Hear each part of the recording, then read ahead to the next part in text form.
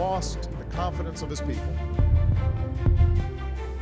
በነገሱባት ሀገር የተገደሉ አባትና ልጅ ከጋዳፊ እስከ ሰይፍ አልእስላም። ሰይፍ አልእስላም የተገደለው ዚናታን በተባለ በሰሜን ሊቢያ በሚገኝ ከተማ ሲሆን 4 ማንነታቸው ያልታወቀና የታጠቁ ሰዎች የቤቱን የደህንነት ካሜራዎች ካጠፉ በኋላ ወደ ግቢው ዘልቀው በመግባት በጥይት ደብድበው ገድለውታል። ሰይፍ አልእስላም በጋዳፊ አገዛዝ ዘመን ልክ እንደ ጋዳፊ አምባገነንና የጋዳፊ ተተኪ የነበረ ሲሆን ከጋዳፊ መገደል በኋላ ዘሄግ በሚገኘው በዓለም አቀፉ የጦር ወንጀለኞች ፍርድ ቤት ICC በሰብአዊ መብት ጥሰት ወይም ክራይም አጌንስት ሁማኒቲ ተከሶ ተይዞ እንዲቀርብ የእስር ትዕዛዝ ቢወጣበትም ሳይያዝ ሕይወቱ አልፏል። ሰይፍ አልእስላም ሙአመር ጋዳፊ በስልጣን ላይ ያሉ ለብዙ ሊቢያውያን በግፍ መገደል፣ በእስር ቤት መሰቃየት፣ ከአገር መሰደድና ሞት ምክንያት እንደሆነ በመጥቀስ በዓለም አቀፉ የጦር ፍርድ ቤት ተይዞ እንዲቀርብ የተከፈተበት ፋይል ሕይወቱ እስኪያልፍ ድረስ አልተዘጋም ነበር። ይሁንና በዓለም አቀፉ የጦር ወንጀለኞች ፍርድ ቤት ባይቀርብም ለዓመታት በሊቢያ በሚገኘው በዚናታን ሚሊሻዎች ቁጥጥር ስር ቆይቷል። በዚያው በተያዘበት ከተማ የሞት ፍርድ ቢፈረድበትም እንደ አውሮፓውያን አቆጣጠር በ2017 በምህረት ተለቋል። ከእስር ከተፈታ በኋላ በሊቢያ እንደ አውሮፓውያን አቆጣጠር 2021 ሊካሄድ ለነበረው ምርጫ ለፕሬዝዳንትነት ለመወዳደር እጩ በመሆን ተዘጋጅቶ ምርጫው ላልተወሰነ ጊዜ መራዘሙ ይታወሳል። በሰይፍ አልእስላም ላይ ጥቃቱ የተፈጸመው ሌሊት 8:30 አካባቢ ሲሆን ገዳዮቹ ወዲያውኑ ከአካባቢው መሰወራቸውን የአገሪቱ መገናኛ ብዙሃን ዘግበዋል። ሰይፍ አልእስላምን በወፍ በረር ሞር ሪል ስቴት በአየር ጤና አደባባይ በካሬ በ77900 ብር የቤት ባለቤት ሊያደርገው ነው። በሸሪያ መሰረት 50 በመቶ ከወለድ ነፃ የባንክ ብድር ተመቻችቷል። በ8 በመቶ ቅድመ ክፍያ ውል መዋዋል ይችላሉ። 35 በመቶ ቅናሽም አድርጓል። እንዲሁም 25 በመቶና ከዚያ በላይ ለሚከፍሉ ከ600 ሺህ እስከ 4 ሚሊዮን ብር እውነተኛ ቅናሽ አቅርበዋል። ባለ 1 መኝታ በ80 ካሬ፣ ባለ 2 መኝታ በ110 ካሬ፣ ባለ 3 መኝታ ደግሞ በ140 የካሬ አማራጭ እነሆ እያለ ነው። ያለቀ አለዚያም በግንባታ ላይ ያለ ሱቅ ከ23 እስከ 200 ካሬ አቅርበዋል። በ0911 27 48 81 አሁኑኑ ይደውሉ። ሰይፍ አልእስላም ከአባታቸው ጋዳፊ ቀጥሎ ትልቅ ተጽዕኖ ማሳደር የሚችሉ ግለሰብ ተደርገው ይቆጠሩ ነበር። ኮሎኔል ሙአመር ጋዳፊ ከአውሮፓውያኑ 1969 ዓ.ም ጀምሮ ሊቢያን ሲመሩ ከቆዩ በኋላ በ2011 በተነሳ ተቃውሞ ምክንያት ከስልጣን ወርደው መገደላቸው ይታወሳል። በ1972 የተወለዱት ሰይፍ አልእስላም በጋዳፊ የአመራር ዘመን ሊቢያ ከምዕራባውያን ጋር የነበራትን ግንኙነት ለማለዘብ ብዙ እንደሰሩ ይነገርላቸዋል።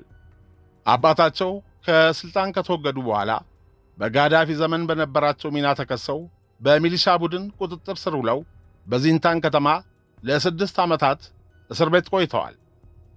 ዓለም አቀፉ የጦር ወንጀለኞች ፍርድ ቤት በ2011 በሊቢያ በተነሳው ተቃውሞ ወቅት በሰብአዊነት ላይ በተፈጸመ ወንጀል ምክንያት ችሎት ሊያቆማቸው ይፈልግ ነበር። በ2015 በተባበሩት መንግስታት በሚደገፈው ቡድን በምትመራው ትሪፖሊ ከተማ ተቃውሞን ለማፈን በሚል ወንጀል ፈጽመዋል ተብለው በሌሉበት በሞት እንዲቀጡ ተፈርዶባቸው ነበር።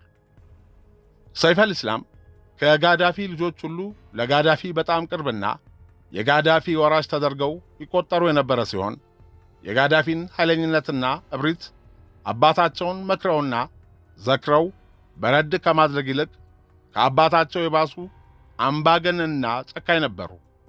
በዚህም በርካታ ተቃዋሚዎችን ዘብጥያ እንዲወረወሩ ያስደረጉ ሲሆን አያሌ ሊቢያውያን በአባታቸውም ሆነ በሳቸው ሊደርስባቸው የሚችለውን ጥቃት በመሸሽ ሊቢያን በጠፍ ጨረቃ ጥለው ለመሰደድ ተገደዋል። ሰይፍ አልእስላም በአባታቸው የአመራር ዘመን ኦፊሴላዊ ስልጣን ባይኖራቸውም ፖሊሲ ቀርጸዋል፣ ትልቅ ቦታ የሚሰጣቸውን ድርድሮች መርተዋል፣ እንዲሁም አባታቸው የኒውክሌር ፕሮግራማቸውን እንዲያቋርጡ አድርገዋል። በዚህ ምክንያት ዓለም አቀፉ ማህበረሰብ በሰሜን አፍሪካዊቷ አገር ላይ ጥሎ የነበረውን ማዕቀብ ያነሳ ሲሆን አንዳንዶች ሰይፍ አልኢስላም የለውጥ አራማጅ ናቸው ሲሉ ያሞግሷቸው ነበር። ሰይፍ አልኢስላም ይህ በውርስ የሚሰጥ የእርሻ ቦታ አይደለም በማለት ከአባታቸው ጋዳፊ ስልጣን መውረስ እንደማይፈልጉ ደጋግመው ይናገሩ ነበር። ነገር ግን በ2021 በአገሪቱ በሚካሄደው ምርጫ ፕሬዝዳንታዊ እጩ ሆነው መቅረብ እንደሚሹ ቢናገሩም ምርጫው ላልተወሰነ ጊዜ ተራዝሟል። ወርቃማው የሊቢያውያን ዘመን። ምንም እንኳ ሙአመር ጋዳፊ አምባገነን መሪ ቢሆኑም አብዛኞቹ ሊቢያውያን አገሪቱ ካላት የተትረፈረፈ የነዳጅ ሀብት ገቢ የተነሳ ተንደላቀው ይኖሩ ነበር። ሊቢያውያን ነፃነት ባይኖራቸውም በእጃቸው የፔትሮ ዶላር ገንዘብ አይጠፋም ነበር። የዴሞክራሲና የመናገር መብት እጦት የተነሳ ከአፋቸው የሚወጣ ቃል ባይኖር እንኳ ወደ አፋቸው የሚገባ ምግብና መጠጥ በሽ ነበር። ለጋስ መሪያቸው ጋዳፊም ጎደለብኝ ላለ ሁሉ አገሪቷ ከፔትሮ ዶላር የምታገኘውን ዶላር እየመሸረጡ ለሊቢያውያን ዜጎች ያስታቅፉ ነበር። የጋዳፊ ቸርነት እንኳን ለሊቢያውያን ይቅርና የአፍሪካ ድሃ አገራትንም አጥግቧል። እንደ ኒጀርና ቻድ የመሳሰሉ ነጭ ድሃ የሆኑ የሊቢያ ጎረቤት አገራትን በመርዳት ጋዳፊ በጭራሽ አይታሙም ነበር። አረምን ጎረቤት አገራትን ብቻ ለአፍሪካ ህብረት አዲስ አበባ ሲመጡ ቤተ ክርስቲያን ድረስ ሄደው ለተደረደሩ የአገራችን ለማኞች መቶ ብር መዥርጠው ሰጥተዋል። የዚያኔ 100 ብር በጣም ብዙ እንደነበር ልብ ይሏል። ይሁንና ሁልጊዜ የአምባገነኖች አወዳደቅ የከፋ እንደሆነ ሁሉ የጋዳፊ ማወዳደቅ እጅግ የከፋ ነበር።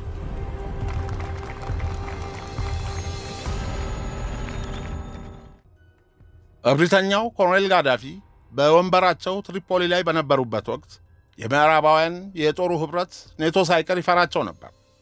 የኩባው ፊደል ካስትሮና ጋዳፊ፣ የዚምባብዌው ሙጋቤና የኢትዮጵያ ኮሎኔል መንግሥቱ እብድ ያለ አቤታዊ ፍቅር ውስጥ ወድቀው አሜሪካን አስቀንተዋል። ጋዳፊ ለዜጎቻቸው ሲሞሸሩ $50,000 ይለቁ ነበር። የዜግነት መብት መሆኑ ነው። ውሃና ሕክምና ነፃ ነው። ቤትም ተሰርቶ ለዜጎች በነፃ ይሰጥ ነበር። በቃ በዘመነ ጋዳፊ ከአፍሪካ 5ኛዋ ባለግዙፍ ኢኮኖሚ የምድር የምቾት ጀነት ሆና ነበር። ሊቢያ በረሃዋ በጋዳፊ ለምልማ የአፍሪካን ፖለቲካ በጉያዋ ስታስገባ አሜሪካ እጮኛው እንደተቀማ ጎረምሳ ደሟ ፈላ። ጋዳፊን ለመፈንገል አቀደች። በእርግጥ ጋዳፊም ከነ ጆርጅ ደብሊው ቡሽ ጋር ተቀምጠው እኔ ታላቁ የአረብና የአፍሪካ ንጉሥ እያሉ ጆርጅ ቡሽን ያስበረግጓቸው ነበር። ስብሰባ ላይ ንግግር ሊያደርጉ ሲወጡ ሲጋራ ለኩሰው በምዕራባውያን መሪዎች ላይ ያፌዛሉ። ሲፈልጉ ይሳደባሉ። ሲያሻቸውም ዓለም የኔ ናት ይሉ ነበር። ጋዳፊ በብቸኝነት በዚች ዓለም ላይ የሚፈሩት የ9 ልጆቻቸው ሁሉ እናት የሆኑትን ባለቤታቸውን ነበር። ጋዳፊ አረቡንና አፍሪካን ሸብልለው ወደ ሩሲያ ኮሚኒስታዊ መንግሥት በማቅረባቸው በምዕራባውያን ያደረ ቂም ተይዞባቸው ነበር።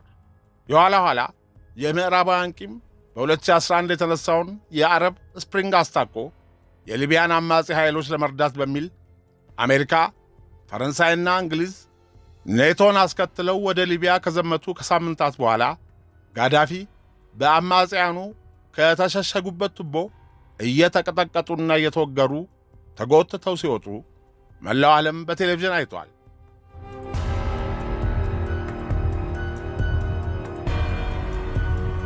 ሊቢያ ከጋዳፊ ሞት በኋላ። በሊቢያ ከጋዳፊ መሞት በኋላ አይኤስን ጨምሮ በርካታ ኢስላሚክ ጽንፈኛ ኃይሎች የሚንቀሳቀሱባት አገር ሆናለች። ላለፉት 15 ዓመታት ሊቢያ ሕገወጥነትና ሽብር የነገሰባት አገር ሆና ቆይታለች። ሙአመር ጋዳፊ ምንም እንኳን አምባገነን መሪ ቢሆኑም ሊቢያን ለ42 ዓመታት ሲገዙ አንዲት ኮሽታ በአገሪቱ አልነበረም። በሊቢያ አፋኝ መንግሥት የነበረ ቢሆንም የሕዝቡ ሰላምና ደህንነት በጣም የተጠበቀ ነበር። በተለይም አሸባሪዎች በጭራሽ ደፍረው የማይረግጧት አረባዊት አገር ብትኖር ሊቢያ ነበረች። በጋዳፊ የአገዛዝ ዘመን የማያፈናፍን መንግሥታዊ ሥርዓት ስለነበር ሊቢያ ለሽብርተኞች ምቹ አልነበረችም። አንድም የሽብር ቡድን ሊቢያን ለመርገጥ አይደፍርም ነበር። ነገር ግን ከጋዳፊ መወገድ በኋላ ሊቢያ የሽብርተኞች ዋና መናኸሪያ በመሆን የበርካታ አሸባሪዎች መፈንጫ ሆናለች። አገሪቱ አሁንም በአንድ ጠንካራና ወጥ በሆነ መንግሥት እየተመራች አለመሆኑ ይታወቃል።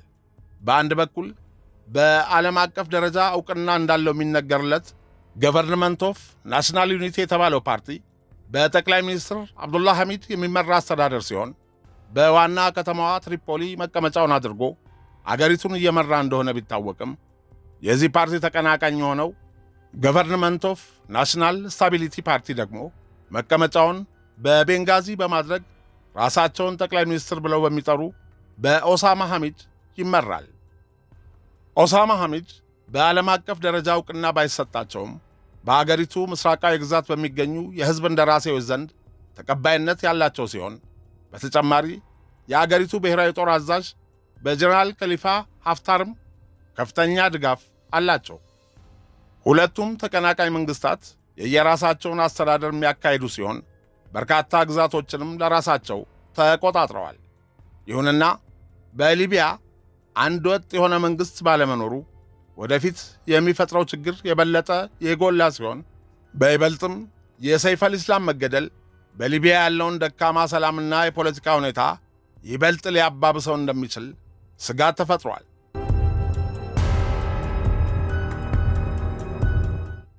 አረመኔው አይኤስ በሊቢያ በረሃ።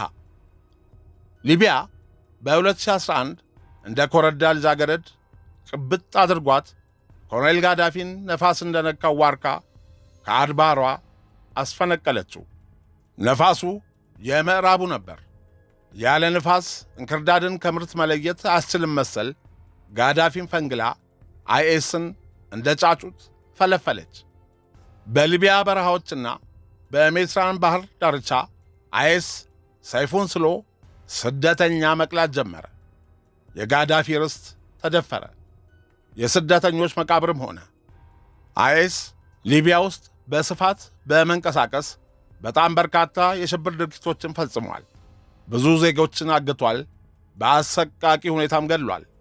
ለአብነት ያህል በ2008 ሊቢያን አቋርጠው ወደ አውሮፓ እየተጓዙ የነበሩ ከ10 በላይ የሚሆኑ ኢትዮጵያውያንን በእምነታቸው ምክንያት በማረድ የለቀቀው ቪዲዮ የአይኤስን ጭካኔና አረመኔነት በገሃድ ያሳየ ነበር። ለ42 ዓመታት ያህል በሸሪያ ሕግ ስር የነበረችው እስላማዊና አረባዊት አገር የጋዳፊ አገዛዝ ካከተመ በኋላ የፓጋን አይነት ሥርዓት ሰፍኖባት በየአቅጣጫው ግብረ ገባዊነት የነገሰባት አገር ወደ መሆን ተሸጋግራለች።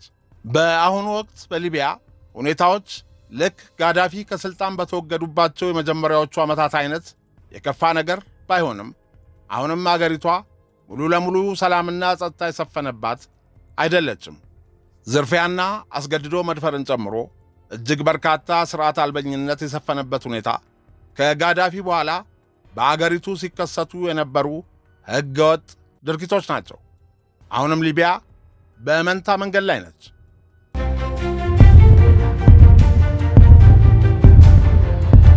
የጸደይ አብዮት ለጋዳፊና ለልጆቹ ጦስ። ሙአመር ጋዳፊ ያ ሁሉ ከሥልጣን በኃይል መውረድና የውርደት ሞት ሳይመጣባቸው ቤተሰባቸውን ይዘው ሊቢያን እንዲለቁ በተደጋጋሚ ቢጠየቁም እሳቸው ግን ለቀረበላቸው በክብር ይልቀቁ ጥያቄ በስድና በንቀት ነበር ምላሽ ይሰጡ የነበሩት። ልክ ፈርዖን እስራኤላውያንንም አልለቅም እግዚአብሔርንም አላውቅም ብሎ ልቡን እንዳደነደነው ሁሉ ጋዳፊም ልባቸውን አደንድነው የኋላ ኋላ ተቀጥቅጦ የመሞት ዕጣ ፈንታን በራሳቸው ላይ ጋበዙ። የእሳቸው መሞት ብቻ ሳይሆን 2 ልጆቻቸውም በእሳቸው ጦስ ተገለው የተቀረው ቤተሰባቸው ደግሞ ለከፋ ስደት ተጋለጠ። የእሳቸው ወራሽ የሆነው ልጃቸው ሰይፍ አልኢስላም ጋዳፊ አባቱ በሥልጣን ላይ በነበሩ ወቅት ለፈጸመው የሰብአዊ መብት ጥሰት በዓለም አቀፉ የጦር ወንጀል ፍርድ ቤት በሚገኘው በስዊዘርላንዷ የዘሄግ ፍርድ ቤት ተይዞ እንዲመጣ የሚል የእስር ማዘዣ ወጣበት። የ2011 የጸደዩ አብዮት ጋዳፊንና ሁለት ልጆቹን ከዋጠ በኋላ ሁለተኛ ልጁ ሰይፍ አልኢስላም በትሪፖሊ የሞት ቅጣት ተበይኖበት ከ6 ዓመታት ቆይታ በኋላ ተፈታ። ዓለም አቀፉ የወንጀለኞች መቅጫ ሄግ ሰይፍ አልኢስላምን እፈልገዋለሁ ቢልም የሊቢያ ፍርድ ቤት ግን በነጻ አሰናብቶ የጋዳፊን ልጅ ሊቢያ በጉያዋ ቀበረችው። በ2021 ሰይፍ አልኢስላም በጦርነት የምትናጠውን ሊቢያ እኔ እመራታለሁ፣ ሊቢያ ገናናነቷን ትመልሳለች፣ የቀጣይ ዓመት የሊቢያ ፕሬዝዳንት እኔ ነኝ ቢልም ምርጫው በመራዘሙ የእሱም ሊቢያን ታላቅ የማድረግ ሕልም ከሸፈ። ሕይወቱም ባልታወቁ ነፍሰ ገዳዮች ተበላ። ሊቢያን ጨምሮ በፌስቡክ የፈረሱ አገራት። ከዛሬ 12 ዓመታት በፊት በጥር ወር በተቀሰቀሰ የአረብ አብዮት 3 ሀገራት በፌስቡክ ፈርሰዋል። በፌስቡክ ከፈረሱ ሀገራት ውስጥ ሊቢያ፣ የመንና ሶሪያ ሲሆኑ የመፍረስ አደጋ ላይ ደርሰው የተረፉት ደግሞ ቱኒዚያና ግብፅ ናቸው። እንደ አውሮፓውያን አቆጣጠር በ2011 ቱኒዚያን መነሻ አድርጎ ወደ ግብፅና ሊቢያ ከዚያም ከ15 በላይ አረብ ሀገራትን አጥለቅልቆ የነበረው የአረብ አብዮት የዛሬ 12 ዓመታት ነበር። መሐመድ ቦአዚዝ የተባለ ቱኒዚያዊ ወጣት ከዩኒቨርሲቲ ተመርቆ ሥራ አጥ በመሆኑ በጎዳና ላይ አትክልት በመሸጥ ላይ ያለ የሚሸጠውን አትክልት ፖሊሶች ከበተኑበት በኋላ በንዴት ጦፎ ራሱ ላይ ቤንዚን አርከፍክፎ ካቃጠለ በኋላ የቱኒዚያ ወጣቶች በፌስቡክ ተጠራርተው በቱኒዝ አደባባይ በመውጣት ፕሬዝዳንት ቢን አሊ ስልጣን እንዲለቁ ተቃውሟቸውን በማሰማታቸው በአንድ ሳምንት ፕሬዝዳንቱ እያለቀሱ ቱኒዚያን ለቀው ከነ ባለቤታቸው ሳውዲ አረቢያ ገቡ። በቱኒዚያ ሕዝባዊ ዓመፅ መሳካቱን ተከትሎ በቱኒዝ ከተማ መሐመድ ቦአዚዝ የለኮሳት ቤንዚን ካይሮ ደረሰች። የካይሮ ወጣቶችም እንደ ቱኒዚያ ወጣቶች በፌስቡክ ተጠራርተው በግብፅ ካይሮ በታህሪር አደባባይ በመውጣት ለ18 ቀናት ባካሄዱት ተቃውሞ ግብፅን ለ30 ዓመታት የገዙት ፕሬዝዳንት ሙባረክና አገዛዛቸው እንዲገረሰስ ምክንያት ሆኗል። እንደ አውሮፓውያን አቆጣጠር በ2011 የአረብ አብዮት መነሳት ጋር በተያያዘ በሊቢያ የሙዓመር ጋዳፊን አገዛዝ በመቃወም አደባባይ የወጡ ተቃዋሚዎችም ትሪፖሊና ቤንጋዚ ከተሞችን ያጥለቀለቀ ሕዝባዊ ተቃውሞ ለማድረግ የቻሉት በማኅበራዊ ሚዲያ ቅስቀሳ በማድረግ ሲሆን በይበልጥም ፌስቡክ ለሕዝባዊ ዓመፁ መቀጣጠል ትልቁ ሚና ተጫውቷል። በሊቢያ የተቀጣጠለውን ሕዝባዊ ዓመፅ ለማፈን ሙዓመር ጋዳፊ በወቅቱ ተቃዋሚዎቹን ትኋንና ቁንጫ እንዲሁም አይጦች ብለው ከመሳደብ በዘለለ በጠራራ ፀሐይ የጋዳፊ መንግሥት የአውሮፕላን ድብደባ ማካሄዱ አይዘነጋም። ይህን ተከትሎም ሕዝባዊ ተቃውሞው ወደ ትጥቅ ትግል ተቀየረና ከጋዳፊ መንግሥት ጦር ጋር ለ8 ወራት በተካሄደ ውጊያ አማጽያኑ የመንግሥትን ጦር ድል አድርገዋል። ሙዓመር ጋዳፊም ሕይወታቸውን ለማዳን በቱቦስ ቢሸሸጉም አማጽያኑ ከተሸሸጉበት ቱቦ እየጎተቱ አውጥተው ሆስፒታል ሳይደርሱ በደረሰባቸው ድብደባና ወከባ ሕይወታቸው ሊያልፍ መቻሉ ይታወሳል። የአባት ጦስ ለልጅ ይተርፋል እንደሚባለው የጋዳፊ ልጅ ሰይፍ አልኢስላም ከሰሞኑ ባልታወቁ ታጣቂዎች በሚኖርባት የዚናታን ከተማ መገደሉ በዓለም አቀፍ ሚዲያዎች ከሰዓታት በኋላ ተነገረ። Gaddafi had lost the confidence of his people.